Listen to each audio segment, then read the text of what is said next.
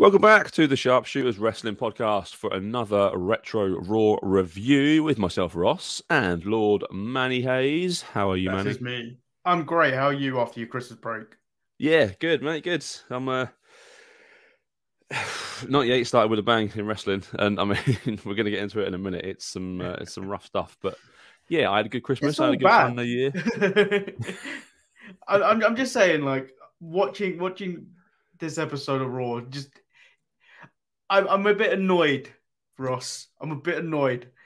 There's no times 2 or times 4 ability to forward through all this stuff. You actually have to sit and watch through it. The only thing you're gifted on the WWE network is go forward 10 seconds to skip an entrance or whatever you want.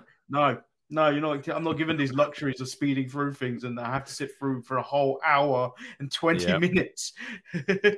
Yes, I've taken notes, which I'll reveal at the end of the episode. I want you to try and guess, actually, what the total wrestling time on the show is. So the shows in total are like, what, 125, I think? 129, something like that on the network? So yeah, I've taken a note of how long actual wrestling we get on each episode. Oh, so you've actually timed it. I've got timing for every match as well. I'm a fucking loser. A little bit of trivia for you first then. In the UK, so today's episode is January 5th episode of Raw from 1998, the very first episode of 98. The number one film in the UK was Starship Troopers. What an absolute classic. I don't really remember that. Do you not? Oh, mate. No. That needs to be a Sharpshooters watch along, I think. Because I'm sure Marcus and Eric if we all found the time to do it, I'm sure we could. It's a great film. Number one song, I'm sure you remember this one, Too Much by the Spice Girls. Too Much? Yeah. Or was that two when two become one? No, that was a Christmas song. I'm not going to sing it, but I'm not going to sing it, but I'll link you to it after the show so you can listen to it.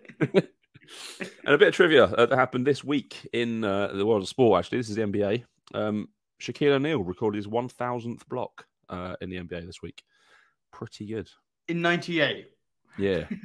Dude, don't confuse people. In 98, he got recorded his 1,000th block. Not in 2022. Yeah, not this week. Yeah, he's not still playing. I mean, if he's only got 1,000 now, that's really bad. He's slipping quite a bit. But yes, in 98, he recorded his 1,000th block, which is pretty impressive. I think he doesn't actually hold the record, I don't think. I reckon that's like Hakeem Olajuwon or something like that. But yeah.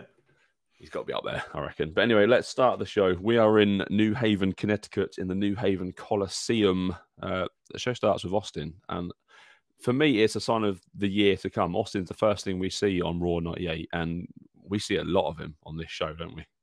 Yeah, it's a stunner fest, really.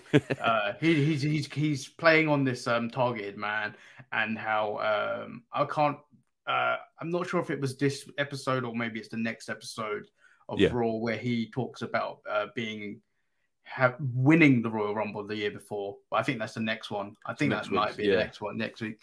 But he's saying that everyone has a pager and he's walking into the thing. Now, how retro is that? A pager? Yeah, pager's going off. I think I had a pager at that point when I started secondary school.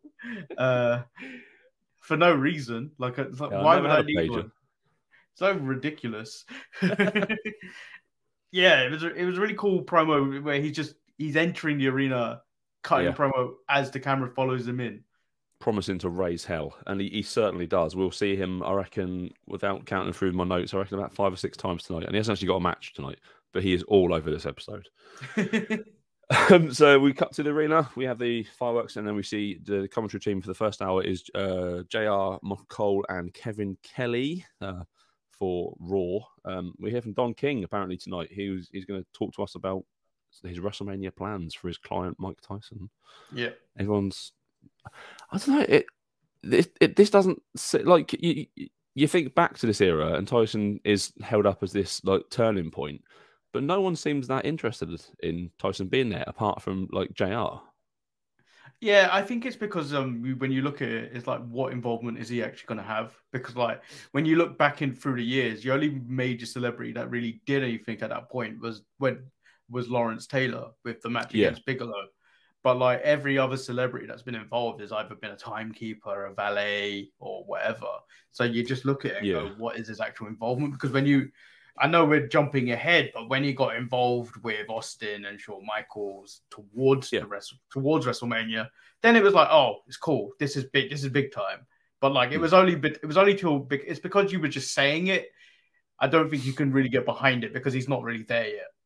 Yeah, I mean, when he has that showdown with Austin, which is probably just after the Rumble, I think it's the week after the Rumble on Raw. That kicks off, and that's huge. People are well into that when he's throwing his money all over the ring and stuff. Yeah, McMahon screaming at Austin, "You ruined it! You ruined it!" That's good. Our first match of the night is Farouk with the Nation of Domination taking on Ken Shamrock. This match was made by The Rock last week. I love that The Rock's just putting Farouk in matches because he can do what he wants. Farouk's kind of in charge for the first half of this match. He keeps dumping Shamrock outside the ring, doesn't he? And like, hoping that is it Karma and D'Lo on the outside will do something about it, but they just don't touch him. They just leave him. They leave him until The Rock actually comes out during the middle of this match, where it's like, oh, he's just going to stand on the apron, and then they're going to have this little, not on the apron, on the ramp, and then they're going to have this little huddle as to what to do. I love the Nation. I remember when watching it at this time, I was always like, I don't really like the Nation Domination. I don't like any of these guys in it. But looking back at them, they're so good. They're so much fun. I think it changed when Rock was in it. I think it was more different without The Rock. There was less. They had less of it. It did seem like less of importance because it didn't hit with you a bit. But like when you look back at it now, it's like you can see the cultural importance of it, and then and then when you see the Rock's interaction with it, it's like, oh, this is when you start to see a different side of the Rock, where it's kind of cool, where it's like, oh, he's showing and he's showing personality and all this stuff. It's like, oh, this is the beginning of something that's cool. It is almost like a switch was flicked with the Rock. Because he was Rocky Maivia, the white meat babyface who was not over at all. Everyone hated him, wanted to die. And then suddenly, just like that, he becomes this cocky, arrogant heel leader of the Nation of Domination. It's a really quick sort of turnaround. Yeah, I think it's the best way to do it as well. I think it's, if you're gonna hate me, let me give you a reason to hate me then. Mm-hmm. Yeah, because they were already trying that when he was a face. So it's like, all right, if you're gonna boo me, you're gonna do all this stuff. You might as well have a reason to. Yeah, which is odd because you think Vince must have seen that and booked The Rock into that role then, and it took him 5 years to make Roman Reigns into this guy. Yeah, but I don't think the change would have been as well received if they didn't do it the way they did with Roman, though. Like if they did it quite early with Roman, I think this whole tribal chief thing would have burnt out a lot more quicker. Yeah, people would still have hated him because he couldn't wrestle and wouldn't have got over. Shamrock hits a lovely Hurricane Rana in this. Which Farouk gets up and sticks a thumb in his eye straight after. No selling involved in any of these matches tonight. They're so quick. It's a quick belly to belly. Sets up the ankle lock, and that's the win. That's it. It's over. You're missing me running into a chair before the belly. Karma sets it up in the corner, doesn't he? Yeah. Shamrock reverses the obvious whips into the corner, and Farouk runs straight into a chair, into a belly to belly, into an ankle lock. It's a lovely finishing sequence, to be fair. Shamrock's now defeated the entire Nation, apart from The Rock, who he will face at the Rumble for the RC title. The Rock gets in the ring and they have a little circle around, and then mark it off on the little counter. Austin's out. Here he comes. Stone Cold stands for everyone, and he disappears. I like the whole trying to escape because nowadays, like if you watch Raw, you'd see the security guard quickly be like, get the fuck away from him. But you see him try, and he's literally like swimming on the crowd at that point. Yeah, he can't get over the ramp because they're all hugging. It's wild, isn't it? Yeah. If they had these sort of t-shirts back then, Austin would have had arrive, stun people, leave t-shirt. That would have sold hundreds of millions of versions. Missed opportunity. We get Jim Cornette back in the ring when we come back. He's with two dudes from the NWA. People are booing very loudly because no one likes the NWA at this point. He's standing by what he said last week. The wrestling is going to is going to come back. Traditional wrestling is going to bring it back, and he's going to bring it back with the NWA North American title, and we're getting a match. Funny you say that because he still says this stuff in 2022. It's not changed. Yeah, he hasn't changed at all. It's not changed. I don't know what he wants because wrestling has come back, and like the workhorse champions and that sort of stuff have been around for a long time now. So yeah, I don't really know what Cornette wants. I don't really care what Cornette wants, to be honest, in 2021, 2022 even. But that leads to a match between Jeff Jarrett and Barry Windham for the NWA North American title. No mention that Windham is a blackjack here, even though he's still got the mustache and he's teaming with Bradshaw. Like, we'll just forget about that. Oh no, the ring. They his name card came up that he's blackjack. Oh, did it? I missed that. Yeah, but and then someone on commentary said something as like, "Oh, but he is Blackjack Mulligan here." Oh, right. God's sake. Can't get their stories straight at all. Nothing really happens. This is a bit of like hard hitting wrestling, but look, there's no sort of big spots. Windham hits a big clothesline from hell at one point for a close kind of 2.5 count. But like the big spot they were building to was a superplex, and then Cornette jumps in the ring and whacks him with his tennis racket, as Cornette will do. Jarrett, they both collapse. Jarrett falls on top of him, and it's over. It was a bad match, and then and then the celebration, which was ended quite quickly by Steve Austin, and then he does the worst. He does the worst strut ever. Yeah, I do love it though. He comes out, he hits the stunner on Jeff, does the strut, flips Jeff off, and leaves again. Like technically, this is a third appearance because he opened the show and then he did the first stunner on The Rock and Ken Shamrock, and then he's done Jarrett. Yeah, we're about 15 minutes into the show so far. We've had 3 stunners and 3 appearances from Stone Cold. Ken Shamrock's speaking about what Austin did to him earlier in the night, and that he wants nothing more than to be the last man in the Rumble with Stone Cold. That would have been good. Did we ever get Shamrock and Stone Cold? I'm sure we did, but it was more of like a throwaway match, like one of those. Like doesn't really matter because you would have assumed when maybe 99 when Vince had the corporation. Yeah. Shamrock would have had a match with him at that point. Oh yeah, he was part of that, wasn't he? Him and Bossman. Him and Bossman. Tag teams, yeah. Speaking of tag teams, we see 2 tag teams that no one cares about. Sniper and Recon take on Skull and 8 Ball. My notes for this say literally nothing. The only thing of importance was Sonny did the ring announcements for this. Yes, nothing else mattered in this. No, we need to find the Jackal kept talking, and they were just like, "Oh, why?" I've put waste of 3 minutes. One of DOA hits a DDT for the win before Kurgan comes out and takes out both DOA members. What a waste of time. They're trying to build up Kurgan to be like this force in the Rumble. Obviously, he's not. He's Kurgan, for Christ's sake.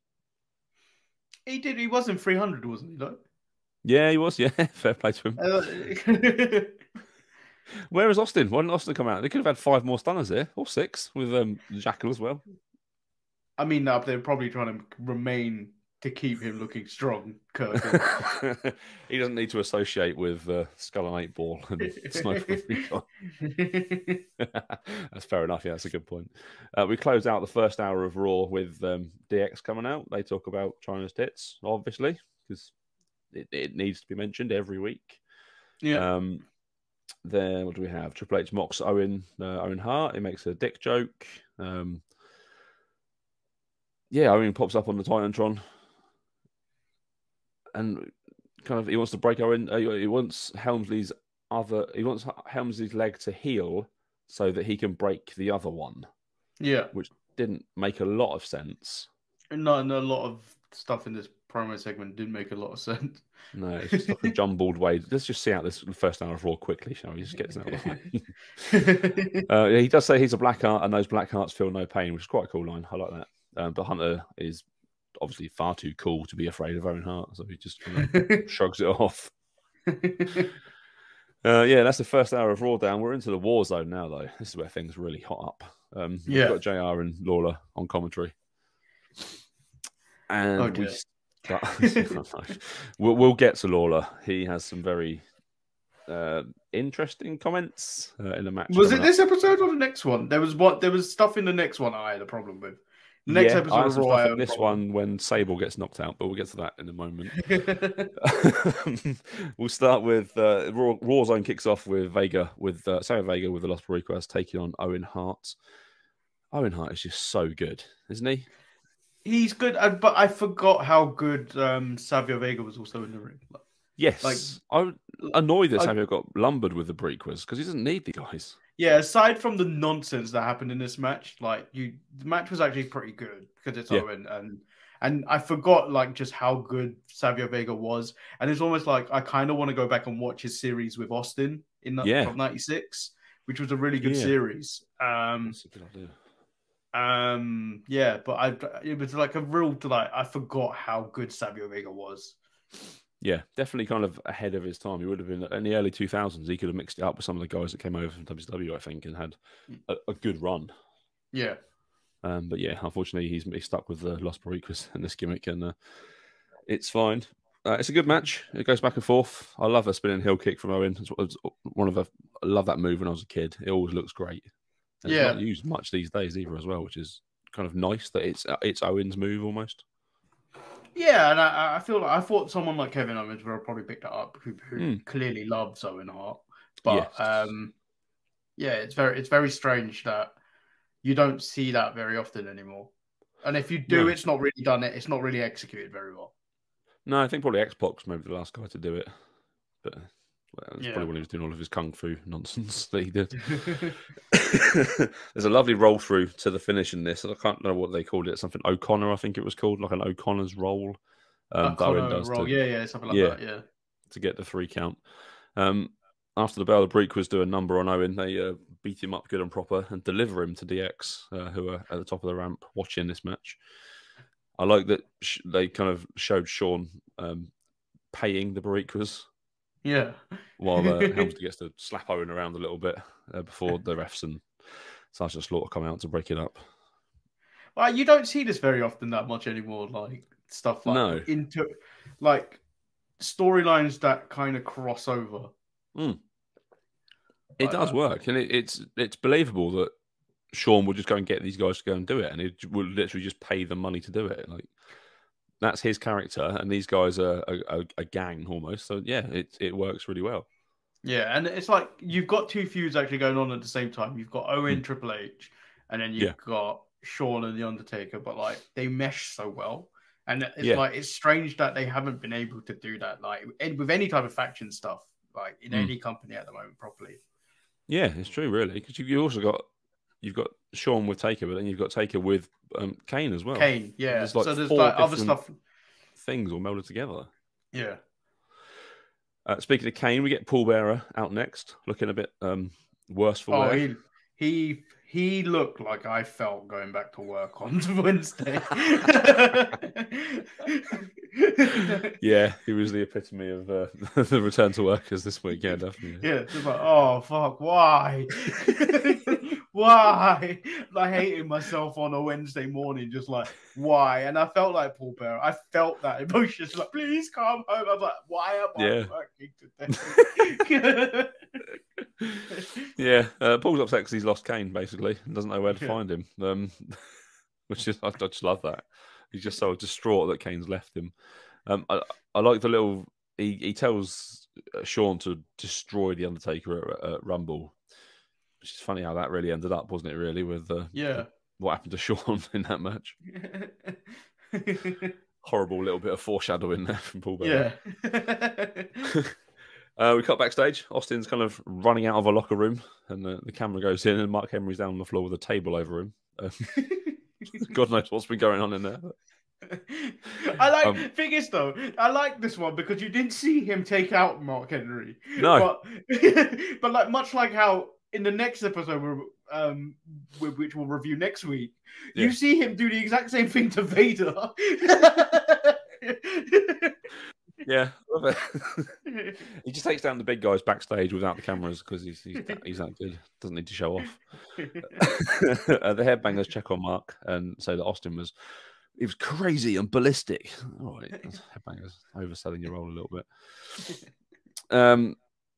the continuation of the Mark Marrow versus Tom Brandi feud continues right here.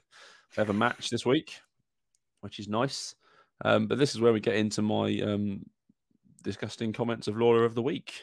Make that little segment. We'll definitely get one every week, I'm sure. Oh, This is when Sable gets knocked off of the apron, hurting her ankle. And Jerry says that he wants to run my there and give her mouth to mouth or an external heart massage. Such a creepy man, Jerry. Such a creepy man. This wasn't actually a bad match. Tom Brandi's awful, but Mark Marrow's is a good wrestler. There's a funny thing that happens at the beginning of this match. So do you know when Mark Marrow, True Heel, just like as soon as Brandi comes in the ring, he exits the ring. And then Brandi's running around after him. And then he suddenly runs behind Sable. Yeah. And I don't know if it was Mark that did it or if it was Brandi. But you could see Sable really annoyed that like one of them grazed her and there was so much like fake tan and baby oil, like kind of like a mesh, and it just like darkened her arm and everything. It was like, it's like, what is this? Yeah. They are two very oily men, these two. Tom Brandi especially. He's a weird looking man. I can't get over how weird he looks. He looks too chunky to be wearing like trunks. He should have some sort of trousers on, but so we get a match. It's not a bad match. I quite like it, actually. I prefer it to their little scuffles they've been having in recent weeks. Mero hits the TKO. He's about to set up for another one. Then Austin appears, and Austin hits another stunner, this time on Mark Mero. And that gives us our first DQ of the evening, which I'm quite surprised. It's taken 5 matches even, to get our first DQ of the night. Well, realistically, there should have been a DQ already in the Ken Shamrock match, but that wasn't seen. And then after he stuns Mark Mero, he walks out the ring and just pulls up his trousers as he walks past Sable. Yeah, he gives her a little look, doesn't he? Like, hello. I like that Sable. There's almost a little smile appears on Sable's face, like, yeah, okay. The 2 top stars in the company right there, basically. Yeah. Next up, we get Tafka Goldust. I had issues with his outfit this week. He looked like some sort of blackface disco stew, almost. Wait, what was he dressed as this time? I forgot. He was in his almost disco attire. Let me see if I can find a picture quickly. Because the next episode he was dressed. He was dressed twice. Yeah, the next episode he was once dressed as Sable, wasn't he? Yeah, for a little bit. I can't find. And then Dude Love. Yes, I quite enjoyed the Dude Love bit, but I can't find the image. But yeah, he was almost in blackface, dressed in disco. It's like, there it is. Let me just send you this link quickly so you can see. It's awful, absolutely awful, and 100% would not be allowed today. Oh yes, yeah, 100%. Yeah. Do you think they're pushing the Brandies with Goldust to see if we can get away with blackface before DX? And I'm not even putting that up on screen. That's really offensive. Yeah, awful. Luna looks nice, to be fair to her. I always enjoy Luna. She looks good. She causes the DQ in this match. I should say that Goldust is facing Flash Funk for anyone that actually cares. This match lasts 2 minutes. 2 minutes and 33 seconds to be exact. Funk was in control for most of it, but it was just dreadful. We know how good a wrestler Goldust is. Yeah. But at this point in his career, I don't think he really cares, does he? He's just on a bit of a downward spiral. His marriage is broken up from Terry in real life, and I don't think he knew. I don't think the direction they were going with him or anything, did they?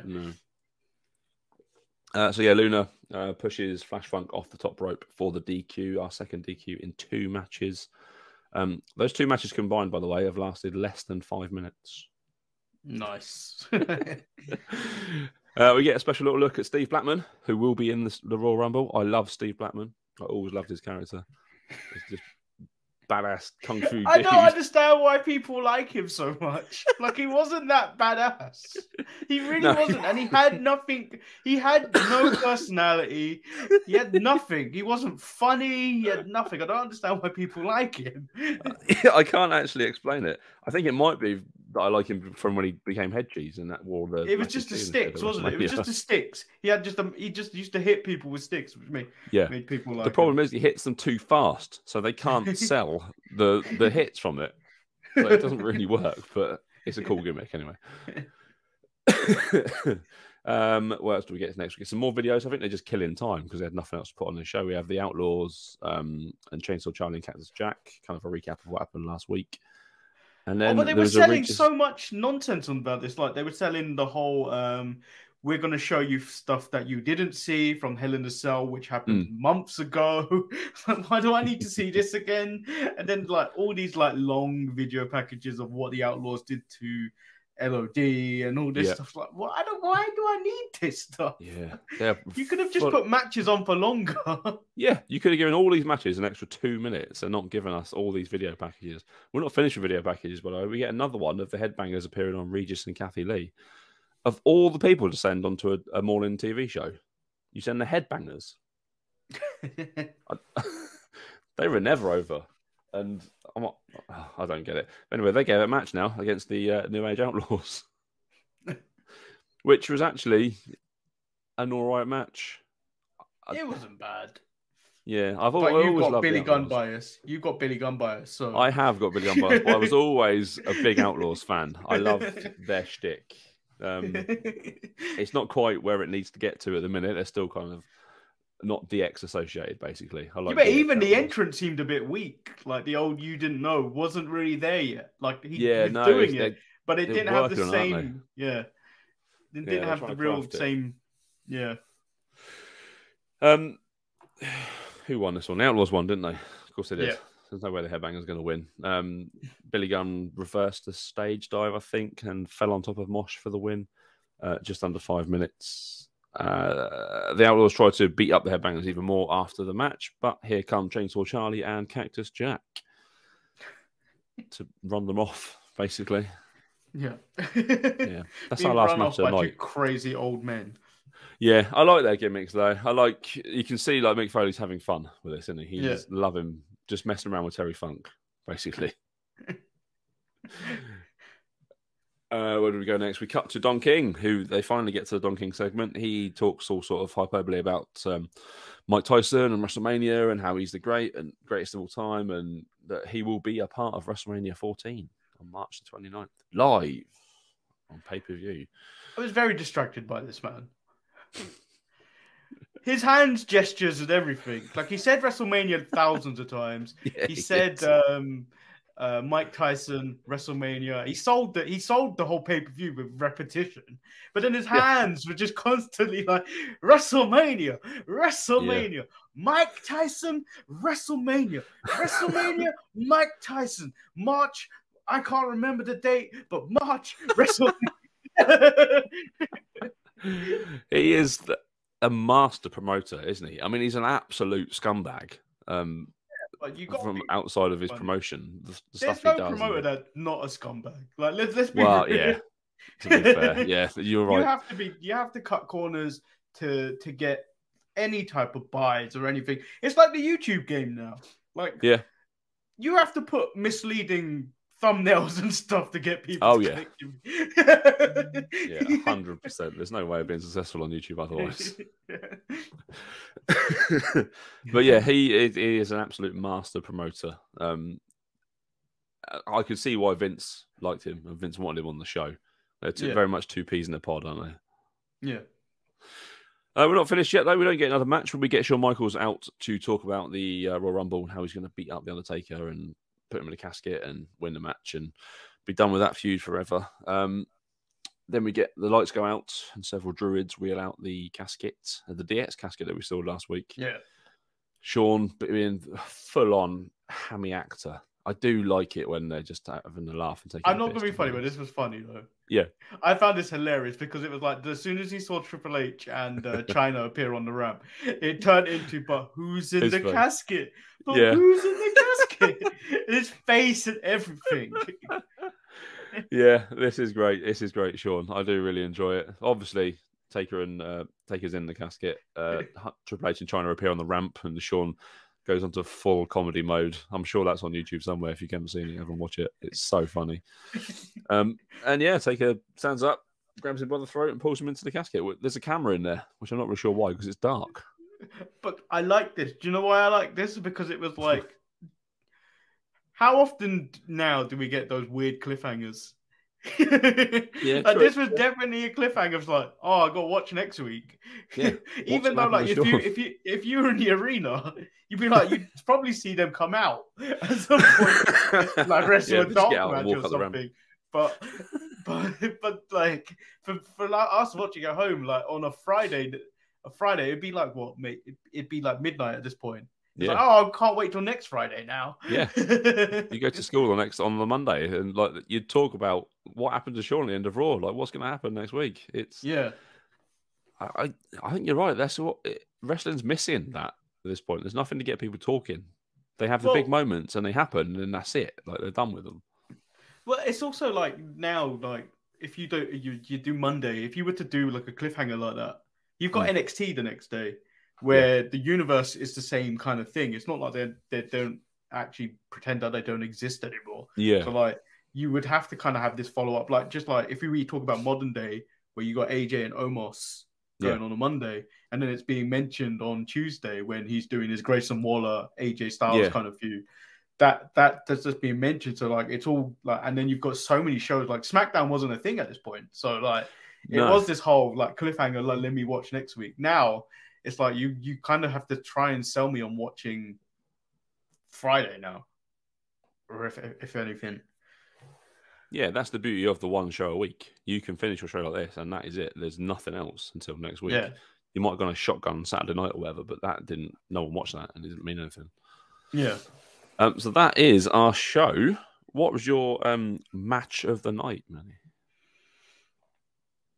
A smorgasbord of great matches to pick from. I don't really want to say Mark Mero, but I think that's the longest match that was on the show.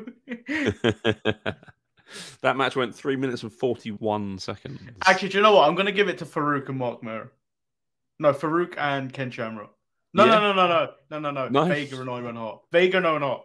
Got it. Yeah. Vega and Owen Hart. Yeah, same here. Yeah, that's my match tonight as well. Your MVP for tonight. There's only one option for me. It's Steve Austin throughout the entire night. Definitely.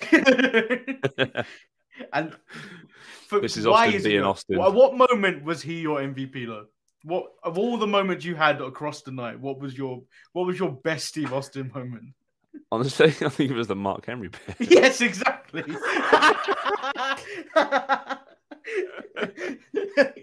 Yeah, because I don't know what happened in there, but it ended up with Austin running out and Henry being under a table. Yeah. Brilliant stuff. We will be back next week with the 5th. No, it's not the 5th. This is the 5th. It's the 12th of January for the next episode of Raw, and I think that's the last episode before the Royal Rumble. The Royal Rumble's on the 18th of Jan, so we'll get. I thought we got one more episode. I thought we got one more episode of Raw than the pay-per-view. I think this is the 12th. 12th of Jan. No, we can't do it. Surely not. Royal Rumble. When was Royal Rumble? 1998. What? Oh, it is the 18th. So you're right. Yeah. So we got one more Raw, which is next week, and then we've got the Royal Rumble, which we're going to have to watch. Yeah, so we're going to have to find time to put that in to watch that. Yeah, we'll get that done. We'll get that show out for you guys to watch. So make sure if you're listening to this or you're watching this on YouTube, you are watching the 1998 Royal Rumble at some point this week, maybe on your lunch breaks or of an evening. Settle down with your partner and put on some classic wrestling. I'm sure they'll absolutely love it. Might not hate it and fall asleep on the sofa, but that's fine, which means I can watch it in peace. Do you want to give us some social media plugs, Manny? Where can people find us and all these they places? can find Ryan on the Sharpshooters at Twitter. We really need to get that back, I think. Yeah, it really bugs me that it's that, or we need to just somehow make another one. But can we start a new one? But he did tweet out when we were doing the day one thing, and then a load of people seemed to come in through that. Nice. You can find the Sharpshooters on Instagram. You can find us on Facebook, all under the same name. You can. I think we don't really post on either, though. To be honest, the social media game is a young man's game. You can normally find us. You can normally find us all on the mid card mess, where we're more active in, where you're more likely to interact with us. You can check out our merch page at www.storefrontier.com/DSPN, or email the show. The show's live tomorrow on Saturdays at 7 p.m. GMT, 5 p.m. No, 11 a.m. Pacific, and 2 p.m. Eastern. Very good. Very good. I have to have world clock set up on my phone so I can see where everyone else in the world is. The only one on my watch, I have Marcus and Eric time. So nice. I just do have a little clock there just to tell me what time it is in LA. I have LA, which is also Seattle, so I'm fine by that. And I've got New York as well, for friends across the country, basically. Yeah. But yeah, we'll be back. We'll be back next week, and there's loads of content coming on all over the place. Ross, finalize with your other podcasts. My other podcasts are Man on the Post, which is a weekly football show. There's to do twice a week, a review and a preview show. We've done over 1,000 episodes now. We have a Ring the Bell podcast, which is going to make a comeback at some point. We're just finding time to get that together. And that's really kind of all I do at the minute. Apart from this. And this is great fun. I love this. Subscribe to the Sharpshooters on YouTube. The numbers are slowly creeping up. We're up to 175 now. So I want to set an aim for the end of January. People that are watching this, let's get that number up to 180. Not a big number. Another 5 subscribers in the next 3 weeks. That's definitely doable. Because the boys, aside from me, I don't really do much. I do this. And I talk to the rest of them in a group chat. But the other 3 guys put in so much work to this that they deserve more subscribers and more viewers. So get subscribed on YouTube to the Sharpshooters Wrestling Podcast. And that is it. We will be back next week with the 12th of January episode of Raw is War. So until then, it's goodbye from me. It's goodbye from Manny. Goodbye. And we'll see you later. Bye. Yeah. Bye.